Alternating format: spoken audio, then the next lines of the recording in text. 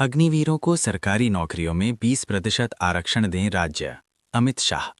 केंद्र सरकार ने सभी राज्यों को अग्निवीरों के लिए सरकारी नौकरियों में 20% आरक्षण देने की सिफारिश की है। केंद्रीय गृह मंत्री अमित शाह ने इस संबंध में सभी राज्यों के मुख्यमंत्रियों को पत्र लिखा है।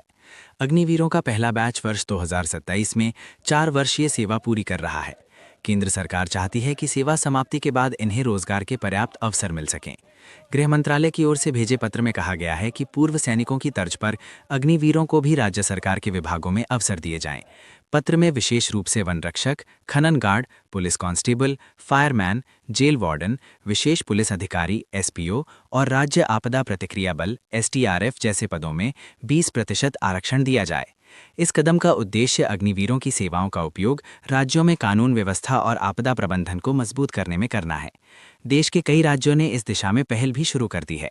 हरियाणा इस तरह का आरक्षण लागू करने वाला पहला राज्य बन गया है, जहां पुलिस, खनन गार्ड, जेल वार्डन, विशेष पुलिस अधिकारी और ग्रुप सी पदों में अग्निवीरों के लिए आरक्षण का प्राविधान किया गया है।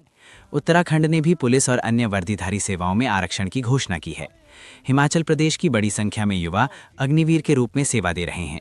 2027 में पहले बैच की वापसी के बाद उनके रोजगार के अवसर राज्य सरकार के निर्णय पर निर्भर करेंगे। इस संबंध में हिमाचल प्रदेश के सैनिक कल्याण विभाग ने भी राज्य सरकार को विस्तृत रिपोर्ट भेजी है।